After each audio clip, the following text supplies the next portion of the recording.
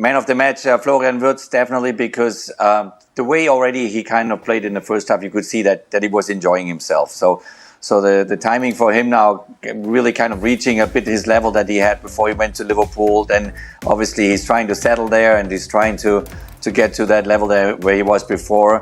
He confirmed really kind of his qualities today in that match. He was the player, difference maker. Was fun to watch him, and it was the big day of Florian Wirtz, no doubt about it. He comes to Liverpool. He has to put himself, into his spot. There are other people commanding the locker room and calling the shots. And I mean, it's just such a big learning curve coming there from Germany into such a huge club like Liverpool that for me it was clear it will take time.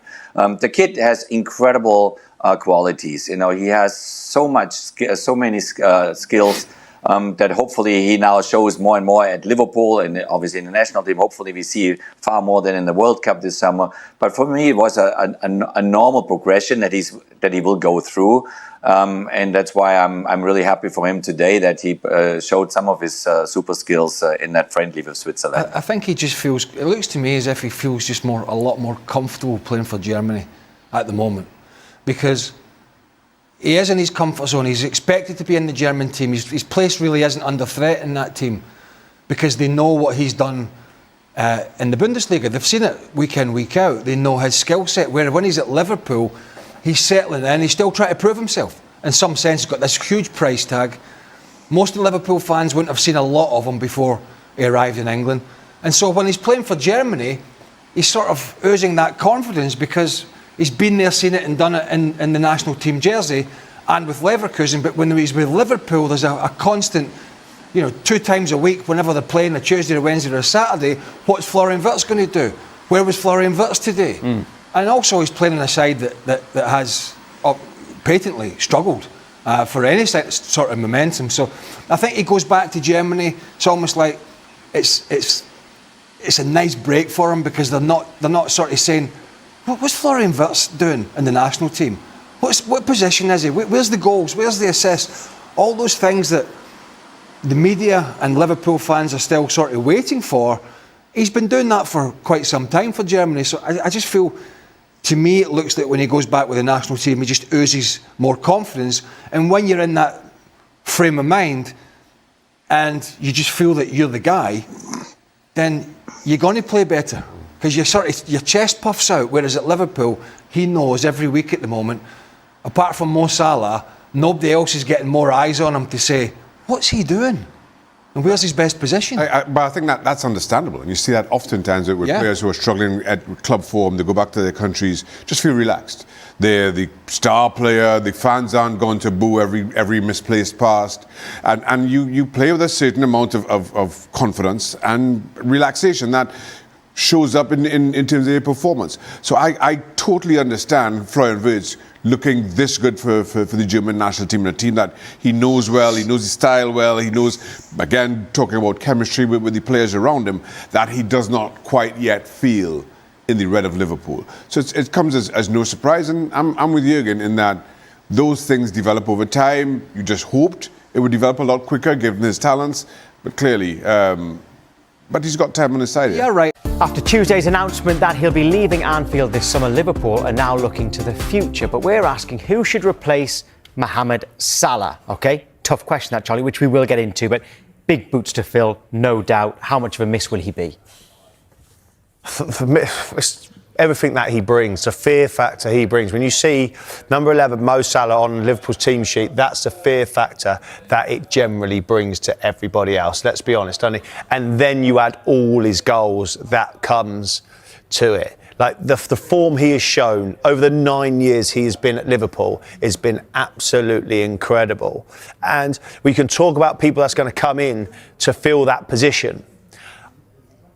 It's not be able to fill the position due to the goals, but it's to be able to perform in the way Arne Slot and Liverpool want to perform going forward next season. We are going to go through these names in just a moment, right? But Steven Gerrard said that Liverpool need a box office signing to replace it. So before we go through the names, do you agree it needs to be box office? Absolutely needs because a player leaving Liverpool and leaving Anfield is box office.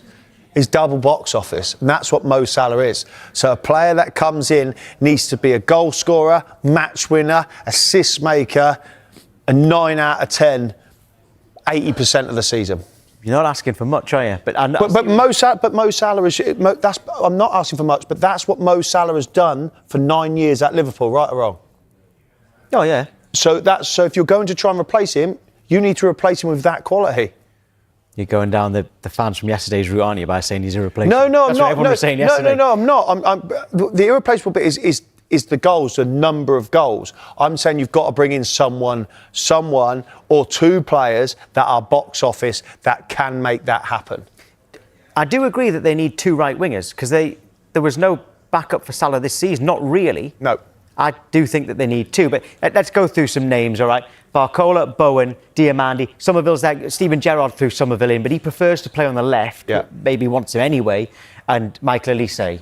Do any of those names stand out, and have you got any more to drop in? Michael Elise, for me, is the standout. What we've seen at Bayern Munich, he oozes quality, he oozes class. His link-up play that he's been with Harry Kane is phenomenal. I know the German league is different to the Premier League, of course, but he is one of the standout figures. We can show you some stats actually, which I think will back you up here. Yeah, and I think they'll back you up. He's got that aura about him for me. Well, there you go. Yeah, but there you go. Look at that. Look at. So yeah, he's played only one fewer game. Yeah, okay, a lot fewer goals, but more assists. And I know we're comparing. Well. I know we're comparing Premier League and stuff, but he's got that aura. He's got that aura that brings composure. He's not scared. When he comes across the white line, he's ready to go. So I feel like he would be the one that's a standout for me. And the Georgian boy that plays for PSG. Kvaratskhelia. Him. Yeah, you didn't want to say He's so exciting. He's, for me, so exciting. Could Liverpool sign them both? I mean, that's a lot of money for one position. Why not? I'm thinking the backup. Okay, backup for someone cheap, but we spent over 200 million on centre forwards. Albeit I understand Alexander Isak's injured. But that is how important that position is. That's how important getting that position is right. Because we are losing Mo Salah. So you need box office. Michael Elise ticks that box. Double time. After 9 years, one of the greatest careers in Liverpool history will be coming to an end after Mo Salah announced he's leaving the club at the end of the season. Loads to digest over the next half an hour as we discuss the timing and where Liverpool go from here. And of course, his legacy in England. Is he the greatest to play in the Premier League? Right, good morning to Jamie O'Hara. Right, Salah's exit from Liverpool, does it suit the player and the club? No, it suits Salah because he gets to choose where he can go next. He'll have all options available. Where he goes is going to determine why that deal was made. I just don't see how it benefits Liverpool. The only way I can look at it benefiting Liverpool is that they think that they want him off the wage bill and it's 400 grand a week. But look, Saudi come in for Mo Salah. They'd pay 40-50 million pound for him. That would be my argument. So he signed a 2-year contract. All right, he's fell off a cliff this season, but the whole team has. Arne Slot's got a massive thing to say about the situation that they find themselves in and why Mo Salah's dropped off as well. I just think when you sign a 2-year contract, I just think there's residual value. The reason he signed a 2-year deal was they couldn't let him go. They let Trent leave on a free, and Salah, they couldn't let another superstar leave. So they gave him a 2-year deal, gave him what he wanted, but they also gave him the option that come the end of the first year, he had residual value that they could sell him. And to say that he can go on a free, I don't think that's a great deal.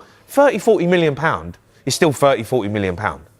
And, Al Nassr or Al Hilal or whoever he wants to go to in Saudi, where I think he's going to end up, they would have paid that. So you've lost out on 40 million quid. So Liverpool should have dug their heels in to get... well, it's not about digging your heels in. You think they could have got a fee? Would they have been able to get a fee from anyone other than Saudi? Given his wages. Well, Saudi have got more money than everyone else. We know that. Yeah, it's his wages that are obviously the problem. If you're going to go to Juventus or Napoli or someone like that, they can't afford 400 grand a week. So, but I still think he's going to demand that. I still think he's going to. That's why I believe that he's going to end up in Saudi, because I think he'll probably become one of the highest paid players in the world, alongside Ronaldo and Messi. I think he's going to end up in Saudi on £1 million a week. That's where I think they he's going to end up. They can afford £1 million a week. They could have afford to pay a transfer fee. Well, a year ago, they would have paid 70, 80 million pounds for Salah to have him then. But Liverpool were like, no, we need to make this deal happen. They couldn't afford for another superstar to go. They've allowed too many superstars to get into the last years of their contract. Trent left. Van Dijk, they managed to get that one done. And Salah, they couldn't let him go. So they gave him what he wanted. And now they're letting him go for a free. Mo Salah. I know he's had a poor season, but he's still a top player. How do they replace him? And even can't replace who him. with? You can't replace him. He's a generational talent. You can't replace him. It's like when Harry Kane left Spurs. You can't replace him. You can bring in anyone. They ain't going to replace Salah. His numbers over the last 9 seasons are just absolutely ridiculous. His stats are just outrageous. You can get someone in to try and fill the void, but it's not going to be Mo Salah. Like there isn't one out there. There isn't that player out there. So, you've got to build another player. You've got to build a different way. You've got to build a team. You've got Florian Wirtz. You've brought in Isak. You've got to build a team to take over what Mo Salah has done. Because pretty much Mo Salah single-handedly won Liverpool titles, and the way he played and what he'd done for that club. So he's an irreplaceable. But they're going to need. He plays right wing. They need 2 right wingers, aren't they? Because they didn't have an understudy for him this season. Well, they've ended up playing 2, aren't they? Well, they've ended up playing Frimpong there, who, has shown. He's supposed to be a right back. Well, he's a right back, but in England he's got found out a little bit of right back. But he's quick, he's pacey, he can put balls in a box. He's a different type of player to Salah. If you're going to get a Mo Salah, you need an inside forward who cuts in and makes things happen, drives through midfield, is talented. Where's that player? The only player I could think in my mind who could get anywhere, no one's going to get near Salah's numbers, but can be the kind of level that Mo Salah is Esteval at Chelsea. He's the only one I'd say there's a potential there for someone like a Mo Salah in a player like Esteval. But apart from that, where do you find that player? Short term, Bowen and Harry Wilson for free. Bowen's not free. Harry Wilson for free and Bowen as well, just to make sure that they don't have to get a youngster who's going to take 3 years to get as good as him. Listen, Jared Bowen and Harry Wilson. They go straight in. No, they're really good players, and that's not taking anything away from them. They ain't Mo Salah. Come on. But if he's what we're talking about. You've said you can't get another Mo Salah, and I completely understand that. But if you're going to get someone to hit the ground running straight away, they're going to need 2 right wingers. Harry Wilson used to play for Liverpool. He's available free at the end of the season, unless he signs a new contract. And you've got Jared Bowen as well, who plays in that position. Listen, I like Harry Wilson. I think he's a really good player and he's had a great season. I don't know, Liverpool, you've got to find someone to replace Mo Salah, who's Jared Bowen, maybe. But, it's not like Jared Bowen's a young kid. It's not like Harry Wilson's a young kid. That's why I'm thinking that Bowen might not cost that much. I'm only throwing names here. No. Viewers, by the way, at home, please throw us some names, because that's just 2 of mine. He's irreplaceable. Tom, you can't find another Mo Salah. Look what he does on the football pitch. That player doesn't exist right now. That player doesn't exist. He's the end of an era. He's the end of an era for Liverpool. He's an end of an era for, in my opinion, some Premier League, the way Premier League players are playing. He's the end of an era. That rock and roll football, that style, that electric pace, the way he gets at players, the way he makes things happen, the DNA that Liverpool instilled over 5-6 seasons with Jurgen Klopp, he was everything that they did. And Liverpool, that's gone.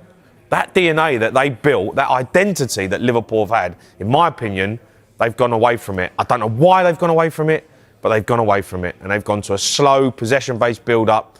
And he's the end of an era at Liverpool. And they're going to miss him. They are going to miss him.